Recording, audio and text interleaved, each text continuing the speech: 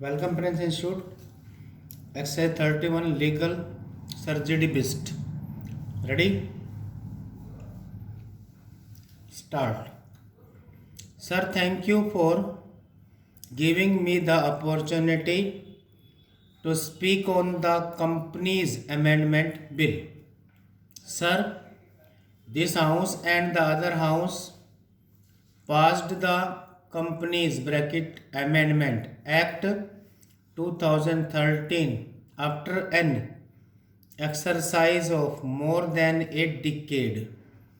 The Companies Act 1956 was replaced by the Companies Act 2013 after a prolonged discussion, deliberations with the industry, chambers, and all the stakeholders.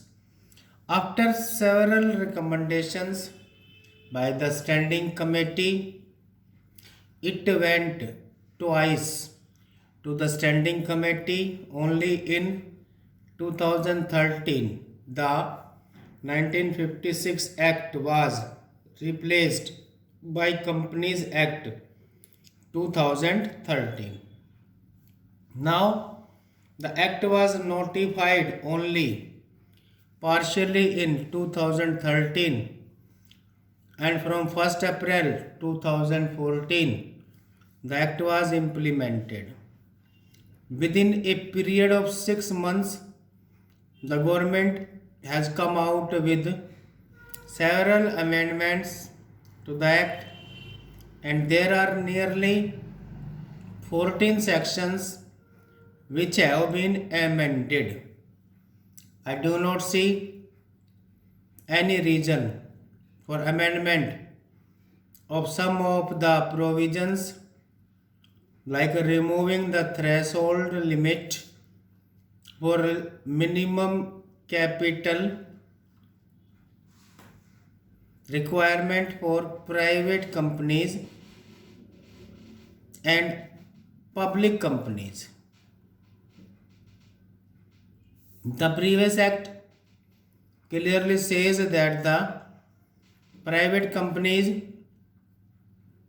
should have a minimum capital of 1 lakh and the public companies should have a minimum capital of 5 lakh.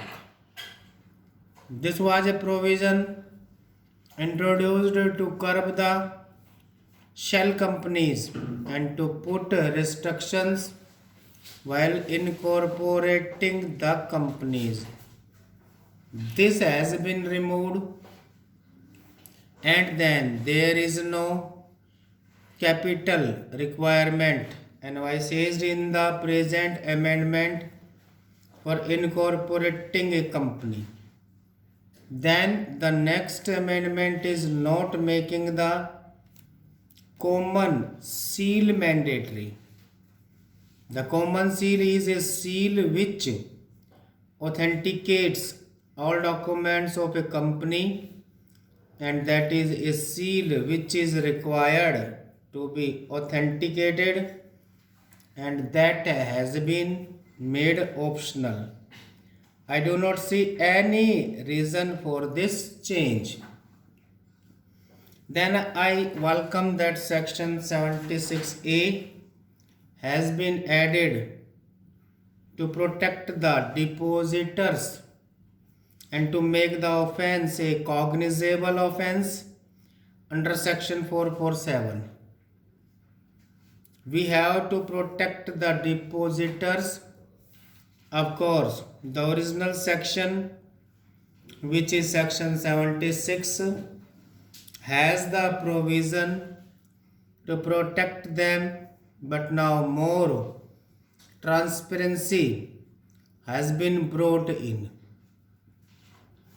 I welcome it as far as section 188 is concerned, where an agreement to be filed in certain cases, special resolution was necessary, which was very important. That has been removed. If these provisions can be passed with an ordinary resolution. I feel that this amendment is not necessary. Stop.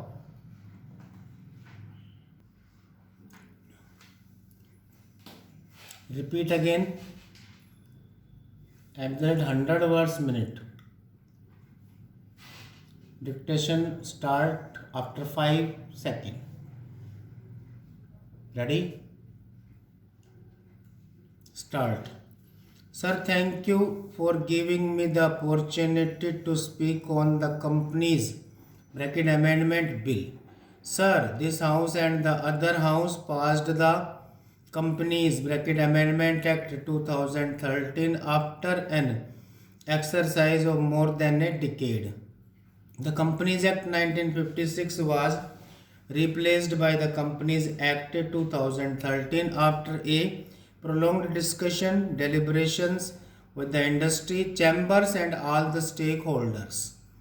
After several recommendations by the Standing Committee, it went twice to the Standing Committee. Only in 2013, the 1956 Act was replaced by Companies Act 2013. Now, the Act was notified only partially in 2013 and from 1st April 2014, the Act was implemented. Within a period of 6 months, the government has come out with several amendments to the Act and there are nearly 14 sections which have been amended. I do not see any reason for amendment of some of the provisions like removing the threshold limit for minimum capital requirement for private companies and public companies. The previous act clearly says that the private companies should have a minimum capital of 1 lakh and the public companies should have a minimum capital of 5 lakh. This was a provision introduced to curb the shell companies and to put restrictions while incorporating the companies. This has been removed and then there is no capital requirement envisaged in the present amendment for incorporating a company. Then the next amendment is not making the common seal mandatory. The common seal is a seal which authenticates all documents of a company and that is a seal which is required to be authenticated and that has been made optional. I do not see any reason for this change.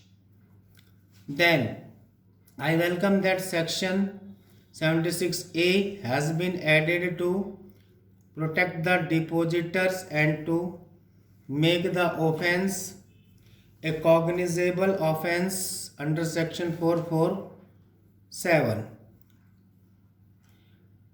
We have to protect the depositors. Of course, the original section, which is section 76, has the provision to protect them, but now more transparency has been brought in. I welcome it. As far as section 188 is concerned, where an agreement to be filed in certain cases, special resolution was necessary, which was very important. That has been removed.